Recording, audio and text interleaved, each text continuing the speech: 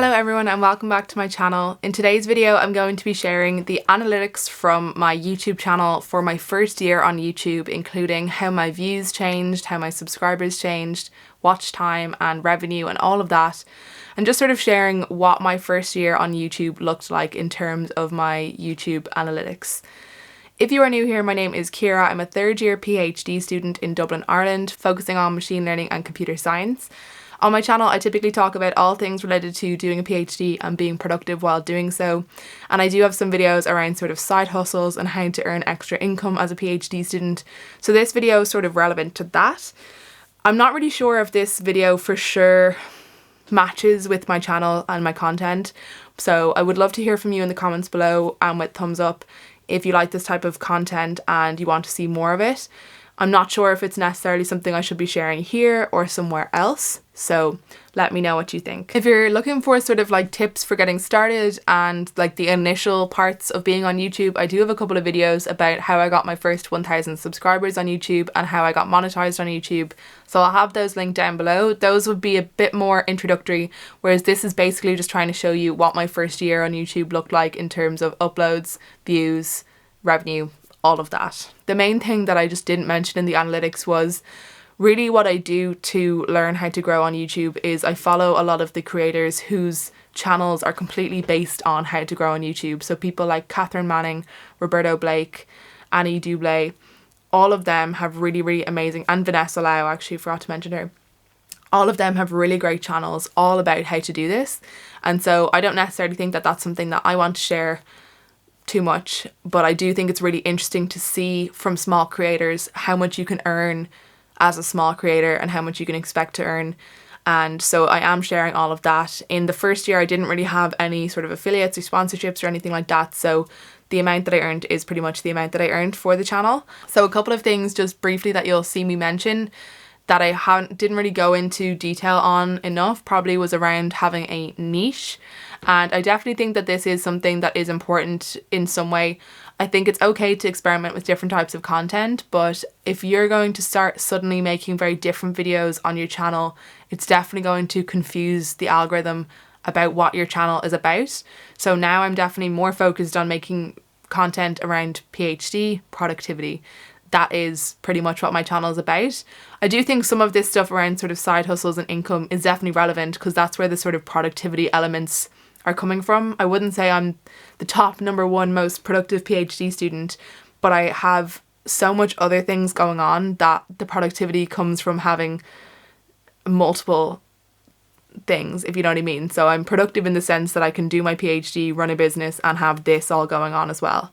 That's sort of where it's coming in. And so I do think this is relevant to my channel and to what I'm all about, but it's hard to know if it really fits with what I'm doing here. So anyways, that's just that. Okay, so we're in the analytics tab and you can see, I suppose, the analytics that are currently there. And what I'm going to do first of all is go to 2020 so that we can look at my first full year on YouTube.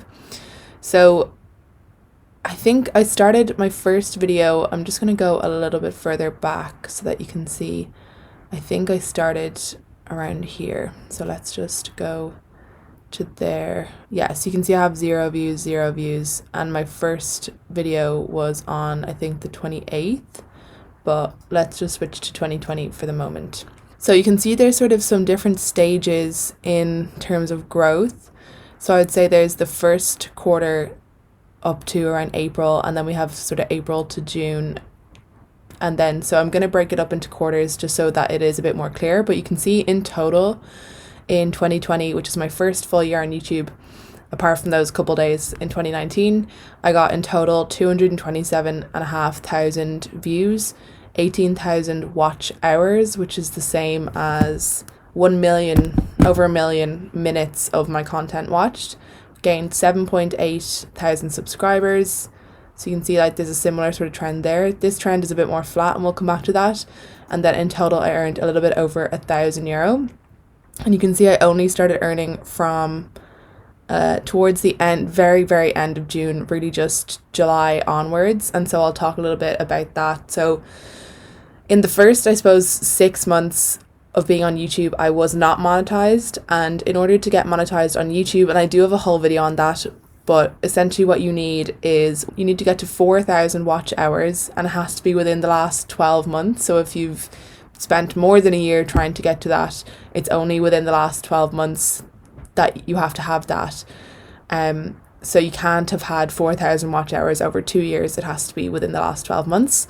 And then also 1,000 subscribers. So trying to get those two things is definitely a challenge in the beginning, especially for me. I didn't tell anyone really about this channel until after that point. So it definitely was a challenge trying to get to that stage.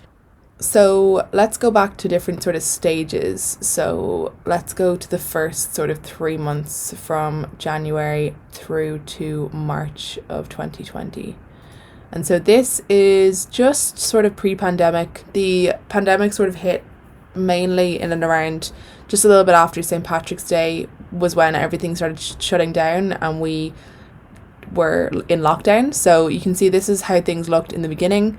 So in the first couple of, maybe the first month, we moved sort of somewhere between 30 and 60 views a day.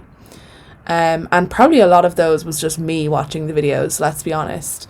And you can see I had a few videos published. It was definitely a little bit inconsistent. So I had my first video, I think, on the 29th of December, then the next video on January 9th, January 17th, January 19th, January 21st. That was 17th, 19th, 21st. So 2 days, 2 days, 2 days, 25th, 26th, 28th. So I did pretty well in January, February 2nd, and then February 11th, 18th, 22nd, 25th, 29th, 7th, 10th, 12th, 16th. So this, from here on, this exact moment, the 16th, this is when I started being at home full time. So the uploads definitely increased, but you can see it was quite inconsistent. And so we have a little bit of a jump here. I'm trying to think what happened here in terms of views. Let's see, we can get a bit more advanced with this to see what happened there. So we had a couple views. So the 12-week year video did quite well. And so around this time I was posting these videos in different Facebook groups and things like that. So you can see, I think this is when I started to promote some of them. So the A4 bullet journal video that I had posted maybe a month before that got, I think, around 173 views from being posted in the Facebook groups. The 12-week year plan got 378, and the deep work video got 324. So these were all really good. And deep work, again, I think this might have been organic, and then this could have been from sharing it. So then another 242 views. So I suppose that video probably got to 1,000 views sometime around this month, which would have been really, really good for only being about a month and a half into YouTube and getting those types of views. And then this is the day in the life video, and that video, I suppose, got sort of consistent views for a good while. So around 20-25 views a day after that. And then I must have reshared the A4 bullet journal setup video. And then, yeah, the day in the life video sort of got some consistent views. You can sort of see it outperforming the others there, around 30 something views consistently. And that video sort of continued to get those views over time. Let's just go back to the general mode. So there was sort of little peaks, I think, around days that I had posted videos. And so this sort of portion here, when we got into sort of March 16th, this is when I was at home. So it meant that I was able to publish a lot more videos. So you can see I have March 16th, 17th, 18th, 19th, and then another break. So 26th, 29th, 31st. And so we can see that there has even been, since I started, I think, publishing in the Facebook groups, which I think was around here, it changed my views from around 30 to 60 views a day to somewhere between 100 and 170, maybe 200 views a day. Got a lot of views there, 400 views. But it definitely did sort of increase my views. You can see even on days where I'm not posting, the sort of lowest it gets is sort of 80 views. So it definitely did make a difference. And just one thing that I'll say is that if you are going to be posting in Facebook groups, make sure that you're not spamming any of these groups. Do check with the person who runs the group before posting, and just make sure it's relevant to the group. So you can see in my first 3 months on YouTube, I got in total 11,000 views, nearly 500 hours of watch time. So that's, I suppose, an eighth of what you need. And so if you think about, if I sort of stayed in this level over the course of a year, I would have only gotten to 2,000 watch hours, not even. And then 416 subscribers. So subscribers was going pretty well. Again, you can see there's really not much going on here, but once I started publishing in the Facebook groups, it definitely did increase a bit. And so I was nearly halfway to the 1,000 subscriber mark. So let's just go into the next period, which was really sort of April through to June.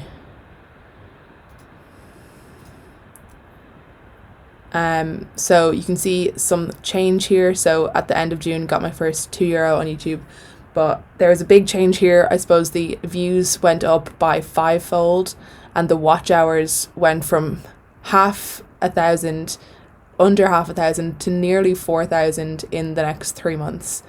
And the subscribers also went up a lot, from, again, around 500 to nearly 2,500. So everything sort of went up by 5 times.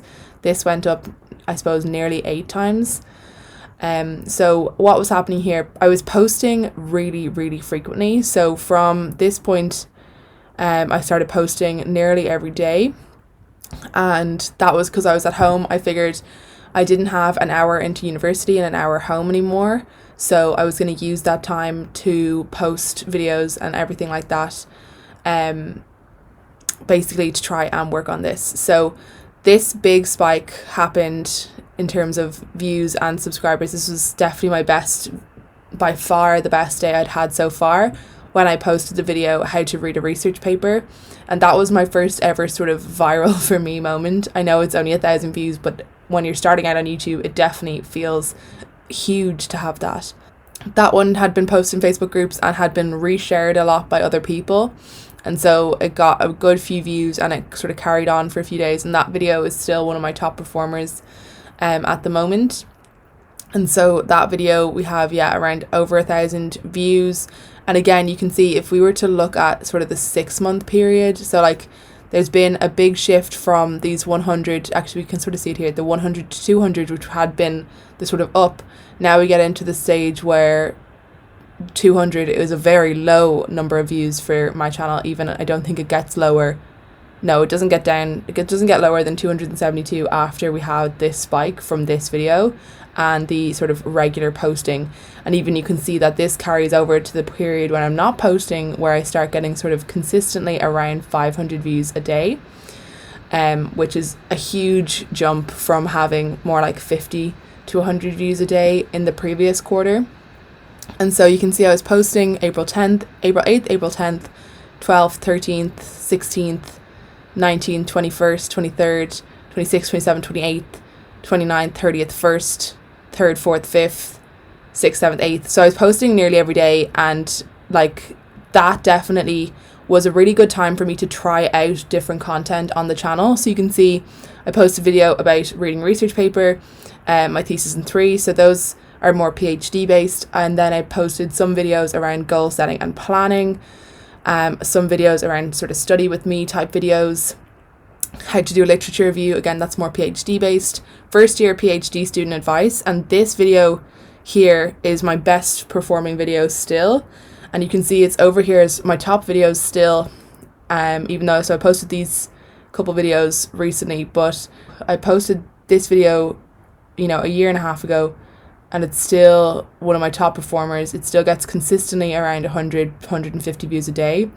And it didn't start from here though, so it didn't start to do consistently well here. It definitely did well, but it didn't come back into play until I think around here, somewhere around here, it started to show up in places. So again, that was more around PhD stuff. My first 1,000 subscribers in 2021, I think that's, or in 2020, I think that's what that was about. So April 23rd, it would have been a couple days before that I reached 1,000 subscribers.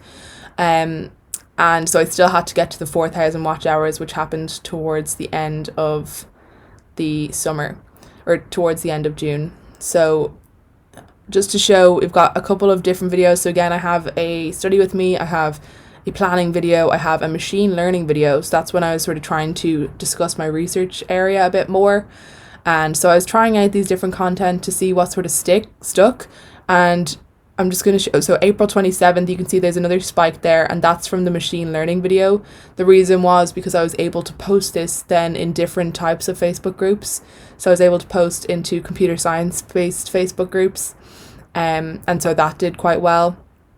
Working from home, literature review, case-based reasoning, again, that's my research again. I've got a bit of my research with the KNNs, some on productivity, some on a day in the life. Again, some more on productivity, working from home, literature search, and then I have this video on side hustles. So I really was sort of all over the place at this point with the types of videos that I was creating. I just really wanted to see what sort of did best. And like, as you probably know now, there's definitely more of a focus on just PhD and productivity content, which is what the channel is really all about. But at this time I was definitely trying out a lot of different things. So this video still does quite well as a machine learning video. It's a challenge because the machine learning videos, I think they do quite well for some things, but then it's like if somebody comes to my channel looking for this, that's not what they're going to find. So I definitely would recommend, if you are sort of having a YouTube channel, it can be probably not the best to try, and it's good to try out different content types, and I definitely think that this was worth doing because it definitely paid off. But I wouldn't do that now anymore because I feel like it would just confuse things, and I think I'd be better off making a separate channel for this type of content. And this 4-hour study timer as well still does quite well. It wouldn't be one that earns a lot because there's no ads in it, because it's a study timer, so the ads would be quite distracting. But I do have people still using it every day to help with study timing. So I did do a new version of that this week, just as part of the Vlogmas. And then I took a bit of a break. So I was taking part in a student enterprise competition, and so I just didn't have time to post. So this was when I started working on our productivity startup, which we have not had time to do since. But you can see that the views started to just sort of carry themselves here. And that was largely, I think, down to this video, which started to rank for PhD student, or a couple of things. I'm not sure if it was quite ranking for PhD student at this time, but I was getting consistent views regardless of whether I posted or not. And you can see there'd be a definite spike on days that I did post, maybe of a couple hundred, but in general I was getting consistent sort of 500 views a day. And you can see the watch time as well sort of mimics the views pretty much. So it started to go to, you know, getting a consistent watch time each day as well. In terms of subscribers, so let me just refresh. Oh yeah, so I got a good few on that one day with the read papers with me video. So 118, and the same around 100 when I posted the machine learning video. And then other than that, it was sort of a consistent sort of 25, 30 a day. And this is one thing, so this has not changed much since that time. Even right now, I probably have a similar sort of subscriber view of like 20, 25 a day, sometimes less, sometimes more. But this has been super consistent now for about a year and a half. It has not grown. And so that's the difficult thing, because it should be the case that you are sort of growing more and more each month in terms of subscribers. So if I grew on average 800 a month for this period, you would expect that the next period it might be 1,000 a month, and then the next. So if we got like, you know, from the previous 3 months it was 500, and then this one is about 2,500, and we should expect to see the following quarter, when we look at it, that you'll see like maybe 5,000, but that's not what we'll see. And it's just been very consistently there since that. So once I got monetized, I think I sort of stopped. I think around this point I stopped sharing my videos in Facebook groups and just started to let them sort of speak for themselves. And my sort of strategy with that just sort of changed. I sort of got less bothered about it. I think once it was monetized and once there was sort of a bit of traction happening, I was definitely getting a bit of, I suppose, attention with the channel at this point. So looking at the sort of June to September period, you can see 2,500, pretty much the exact same in terms of subscribers, and it's fairly consistent day to day how many. But the views and the watch time went up again. So views went up, not by much now, so it went from about 50,000 to about 67,000. Watch time went from under 4,000 to 5 and a bit. And then obviously revenue, this was over 3 months, the revenue was about €375. So you can see that that's something that's slowly building. And even though there's not really a huge difference in terms of what's happening with the views, so in the beginning of the month there's sort of a consistent 550, 600, 650, and by the end of the month there's sort of a consistent 800 maybe. And so that sort of shift, it looks really small on this, it looks like a nearly linear graph, but there was a consistent shift. And this was really when the tips, this video here, started to rank for PhD student. I think around this time, maybe a little bit later, that it was one of the top things that you see when you search for PhD student. So I was posting not super regularly, so maybe every 2 weeks. 1st, 15th, I did a live there, and I was posting once or twice a month, maybe. Yeah, I'd say once or twice a month for this period, and this was the results. And I suppose there's not a huge amount to say about this, but I did definitely get some attention around this time because I was ranking for PhD student, and I have consistently ranked for that keyword with that video for now over a year and a half.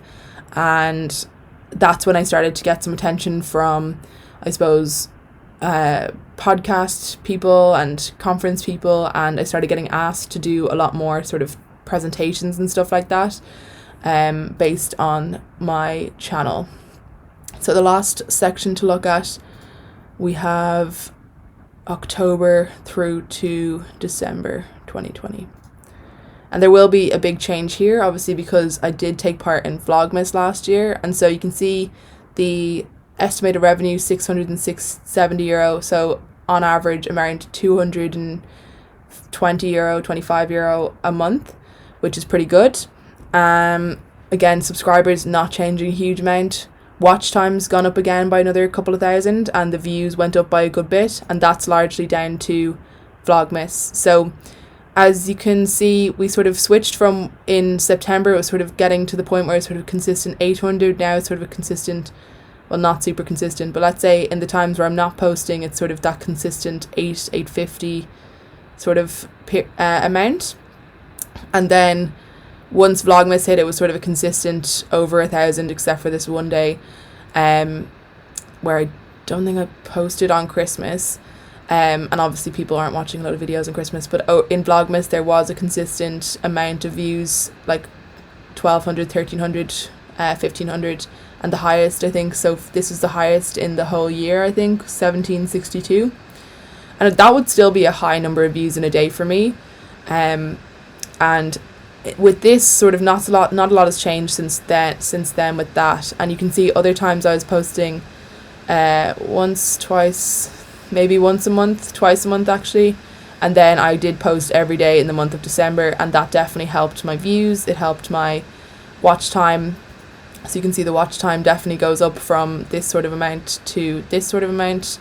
Subscribers, then no real change. If anything, we lose subscribers in this period, and that is something that I find. I typically lose subscribers when I post videos, because there will be people who came from machine learning videos who aren't getting them anymore and will unsubscribe, or just, you know, they might have come for one particular type of video that I don't necessarily do anymore, and then if that's not there anymore, they don't want that, so that's fair enough. And then in terms of revenue, there wasn't really a huge change, so it started to become sort of a consistent €5-6 a day, and then there was a few big hitters in the Vlogmas period of sort of €12, €16.81. Again, that would still be a really good number for me, and I will, if you want to do a video version of this for this year's analytics for 2021. But you can see that this is sort of where I was at by the end of the year. The reason that a lot of people do Vlogmas is because there's advertisers will typically have a lot of their budget left for advertising in December, so they'll need to spend it all before they get to the next year, and so that means there's just more money to be earned from video views in December, so people will try and get their views up at this time, and it definitely did help with the revenue. So then in total ending up with this sort of amount. And again, the 200 to 250 euro a month has been pretty much what I've earned since last year. There's not really been a huge difference month to month. Subscribers haven't really changed at all.